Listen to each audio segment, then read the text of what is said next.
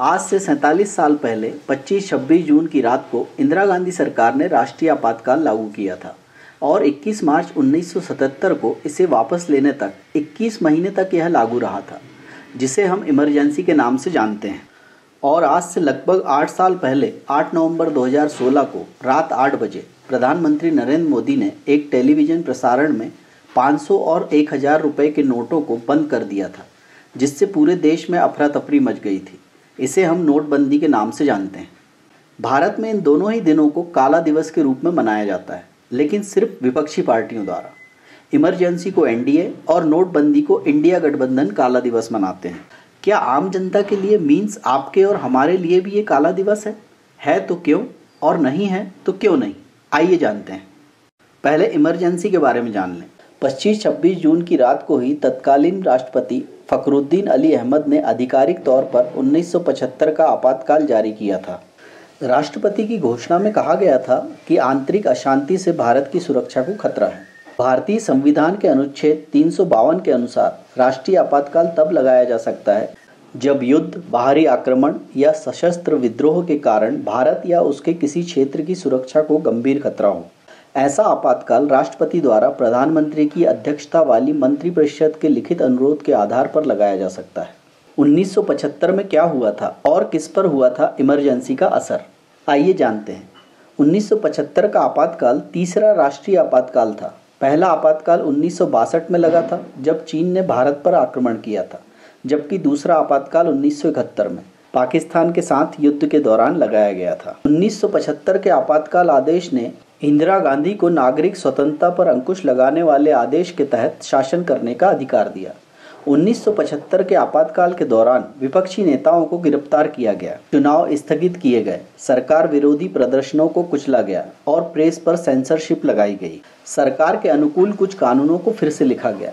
मीसा जैसे क्रूर कानूनों को मजबूत किया गया। सरकार ने मौलिक अधिकारों के प्रवर्तन के लिए अदालत जाने के अधिकार को निलंबित कर दिया। साथ ही आंतरिक आपातकाल लागू होने से पहले ही बाहरी आपातकाल लागू हो चुका था।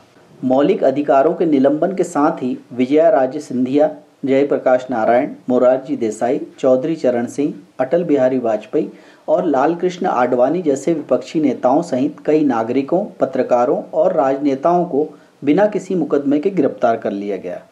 दोस्तों, अब हम नोटबंदी, डीमोनेटाइजेशन को समझते हैं। विमुद्रीकरण, नोटबंदी को मुद्रा इकाइयों की लीगल टेंडर स्टेटस अथवा कानूनी निविदा स्थिति को हटाने के कार्य के रूप में परिभाषित किया गया है। यह तब हो सकता है जब राष्ट्रीय मुद्रा बदली जाती है। यह भ्रष्टाचार, कालाबाजारी और अन्य वित्तीय अपराधों से लड़ने के लिए भारतीय रिजर्व बैंक आरबीआई के साथ सरकार का एक संयुक्त निर्णय था। यदि इसे अचानक और बिना किसी चेतावनी के लागू किया जाए तो यह देश की अर्थव्यवस्था को प्रभावित कर सकता है। ऐसा इसलिए है क्योंकि यह आर्थिक लेन देन में एक्सचेंज मीडियम को सीधे प्रभावित करता है। भारत के प्रधानमंत्री नरेंद्र मोदी ने 8 नवंबर को भारत में भ्रष्टाचार, काले धन और जालसाजी की समस्याओं को जड़ से उखाड़ फेंकने के लिए एक योजना बनाई। इस योजना के तहत 1000 और 500 रुपये के सभी नोटों को बंद करने का फैसला लिया। प्रधानमंत्री मोदी के इस फैसले को सकारात्मक और नकारात्मक दोनों तरह की प्रतिक्रियाएं मिली। साथ ही इसने पूरी दुनिया में सुर्खियां बटोरी। 2016 में क्या हुआ था और किस पर पड़ा था नोटबंदी का असर, आइए जानते हैं। देश में अचानक नोटबंदी के ऐलान के बाद लोगों में नोट बदलने को लेकर होड़ मच गई थी। बैंकों के बाहर लंबी लंबी लाइनें देखने को मिली। आरबीआई भी इतने बड़े पैमाने पर नोटों की बदली के लिए तैयार नहीं था, जिसके कारण अचानक से मार्केट में नोटों की कमी आ गई। एटीएम के बाहर भी लोग घंटों तक लाइन में खड़े होकर पैसे निकालने के लिए परेशान होते रहे। खबरों के मुताबिक इस दौरान नेताओं, पार्टियों और रसूखदारों ने बैंक अधिकारियों से सांठ-गांठ कर अपने काले धन को सफेद किया। काले धनपतियों ने अपने नौकर चाकर, गरीबों को लालच देकर उनके खातों में पैसा जमा करवाकर अपना काला धन सफेद किया। 2016 में नोटबंदी के बाद लोगों के बीच नकदी की भारी कमी हो गई थी, जिससे उनकी क्रय शक्ति पर नकारात्मक असर पड़ा। पर्यटन, रियल एस्टेट और ई-कॉमर्स को भारी नुकसान हुआ। हालांकि उधार दर में कमी आई, जिससे बैंकों को सस्ता ऋण देने में मदद मिली।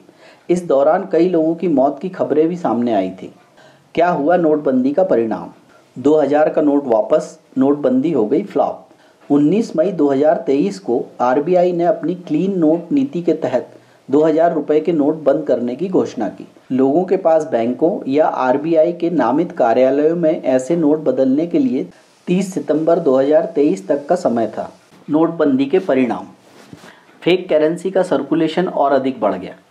केंद्र सरकार ने नोटबंदी के पीछे सबसे बड़ी वजह फेक करेंसी को बताया था। सरकार ने सुप्रीम कोर्ट में कहा था कि 40 करोड़ वर्क फोर्स नकदी पर निर्भर है, जिस वजह से फेक करेंसी का खूब बोलबाला बढ़ गया था।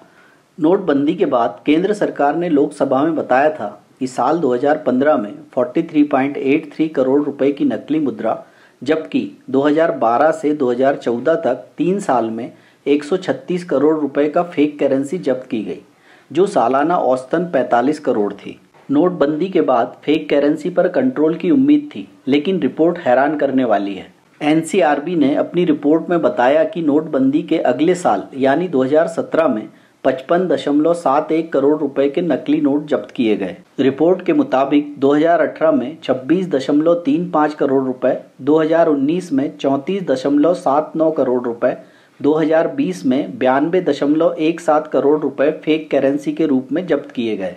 मतलब नोटबंदी के बाद औसतन हर साल 52 करोड़ रुपए से अधिक फेक करेंसी जब्त की गई। टेरर फंडिंग रोकने के लिए नोटबंदी, पर टेरर नहीं रुका। केंद्र सरकार ने सुप्रीम कोर्ट में कहा था कि नोटबंदी करने का एक कारण टेरर फंडिंग पर रोक लगाना भी था। सरकार का कहना था कि टेरर फंडिंग रुकने के बाद आतंकी वारदातों की संख्या में कमी आएगी, लेकिन ऐसा हुआ नहीं। हवाला के जरिए आतंकी काले धन का उपयोग कर भारत में घटनाओं को अंजाम देते रहे। साउथ एशिया टेररिज्म पोर्टल ने आतंकी घटनाओं के आंकड़ों को आधार बनाकर जम्मू कश्मीर पर एक स्टडी रिपोर्ट तैयार की है। रिपोर्ट के मुताबिक कश्मीर में 2014 में आतंकी वारदात की 222 घटनाएं सामने आईं, जिनमें 28 आम नागरिक मारे गए।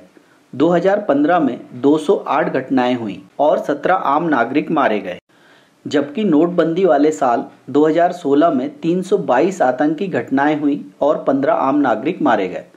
नोटबंदी के एक साल बाद आतंकी वारदात में कमी आने की बजाय बढ़ोतरी हुई।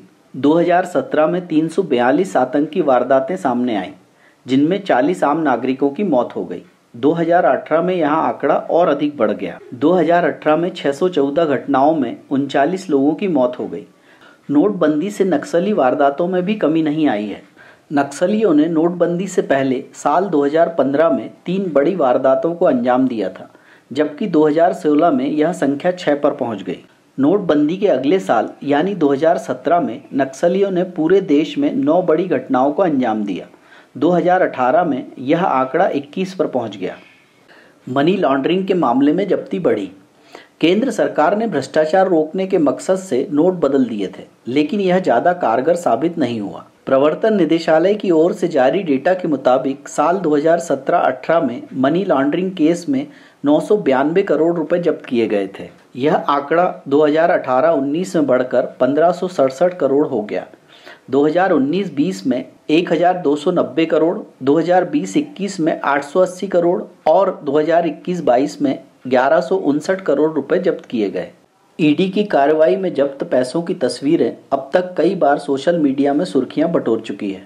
बीजेपी के सांसद के द्वारा लोकसभा में उठाए गए सवाल।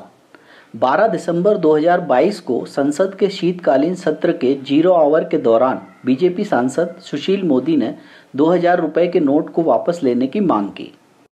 मोदी ने राज्यसभा में कहा, देश में लोगों ने बड़े पैमाने पर 2000 के नोटों को जमा कर रखा है। इसका इस्तेमाल सिर्फ अवैध व्यापार के लिए किया जा रहा है। सुशील मोदी ने आगे दावा करते हुए कहा, ड्रग, मनी लॉन्ड्रिंग, क्राइम और टेरर फंडिंग जैसे बड़े अपराधों में 2000 रुपए के नोट का धड़ल्ले से इस्तेमाल हो रहा है, इसलिए सरकार इसे वापस लेने पर विचार करे।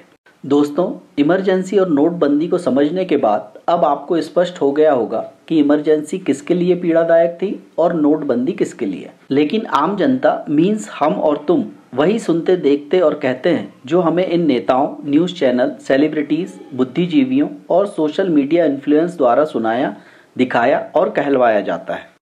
क्योंकि दिन रात 24 घंटे टीवी, रेडियो, सोशल मीडिया आदि के माध्यम से लगातार हो रहे इनके वैचारिक हमलों से आम इंसान उनसे सम्मोहित हो अपना विवेक खो चुका है। इसलिए अब उसे अपने पर, खुद पर हो रहे अत्याचार और पीड़ा भी औरों पर हो रही लगती है और वह उन्हीं लोगों के साथ खड़ा होकर उन्हीं की आवाज़ बुलंद कर रहा है। जो उस पर सीधे प्रहार कर रहे हैं उसे लहूलुहान किए जा रहे हैं। दोस्तों, इमरजेंसी से नेताओं को कष्ट हुआ, लेकिन नोटबंदी से आम जनता को।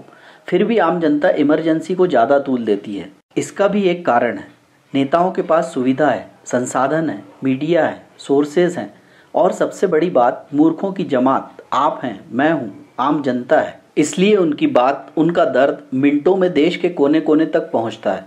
पूरे देश की जनता उन्हें सुनती है। इसलिए उनकी पीड़ा, उनका इमरजेंसी का दर्द आम जनता को महसूस होने लगता है, और उनके बेतुके, बेमतलब, बनावटी दर्द में आप, मैं, हम सब हुआ करने लगते हैं।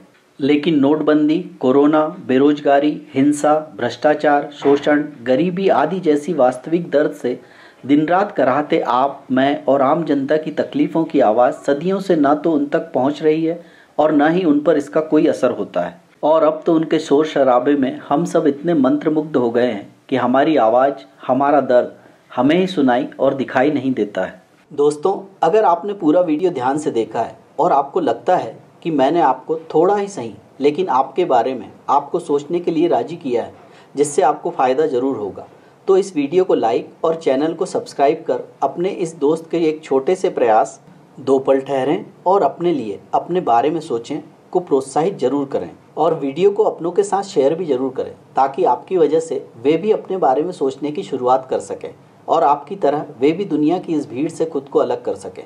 और हाँ, बेल आइकन को दबाना न भूलें, ताकि आपके दोस्त आपको आपसे मिलाने वाले, आपकी सोच को जगाने वाले, आपके वैचारिक हमसफ़र के विचारों की पहली खनक आप तक सबसे पहले पहुंच सके। दोस्तों, आपसे एक पर्सनल गुजारिश है, अपने इस दोस्त पर अपना प्यार और आशीर्वाद हमेशा ऐसे ही बनाए रखना। धन्यवाद। Thank you for watching. Please like and subscribe our channel and press the bell icon for upcoming updates. I pray you may always be healthy and happy.